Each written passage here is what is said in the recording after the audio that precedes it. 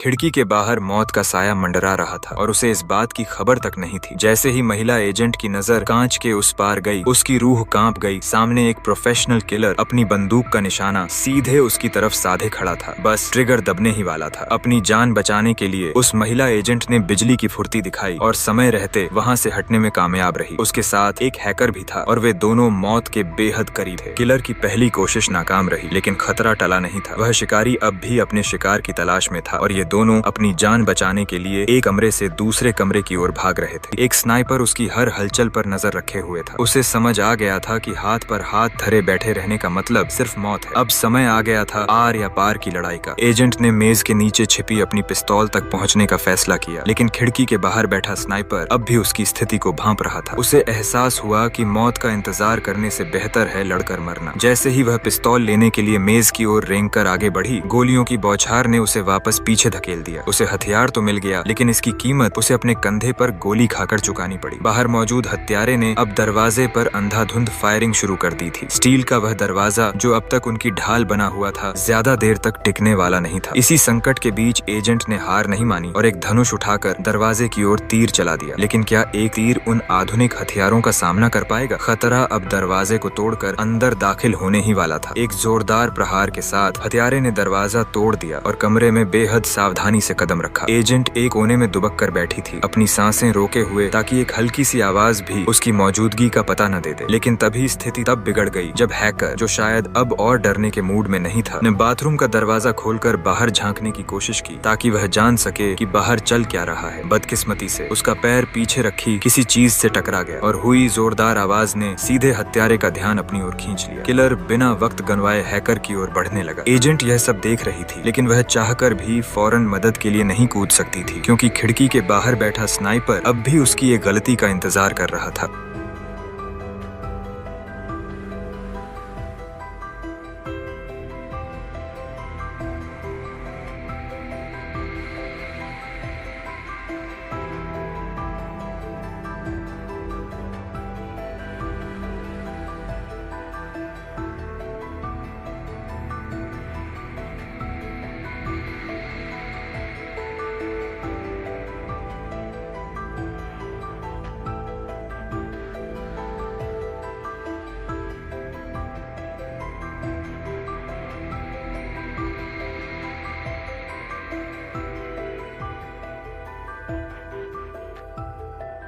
जैसे ही हत्यारे ने बाथरूम के दरवाजे को धक्का दिया, हैकर पूरी तरह से बेनकाब हो गया। अब छिपने का कोई रास्ता नहीं बचा था, इसलिए एजेंट ने सब कुछ दांव पर लगाकर बाहर निकलने और किलर को रोकने का फैसला किया। हवा गोलियों की गूंज से भर गई और एजेंट की पिस्तौल से निकली गोलियां सीधे हत्यारे की ओर लपकी। कमरा एक युद्ध के मैदान में बदल चुका था। एजेंट और हैकर अब लिविंग रूम की टेबल के पीछे कवर लेने के लिए मजबूर थे, लेकिन तभी लेडी एजेंट और किलर के बीच आमने सामने की भिड़ंत हो गई। उसने अपनी पूरी ताकत झोंकते हुए किलर के पैर पर वार किया, जिससे वह लड़खड़ा गया। मगर हत्यारा भी कम नहीं था। उसने पलटवार करते हुए महिला एजेंट को पकड़ लिया और उसे जमीन पर पटक कर बुरी तरह रगड़ने लगा। हैकर को समझ आ गया था कि अगर उसने अभी कुछ नहीं किया तो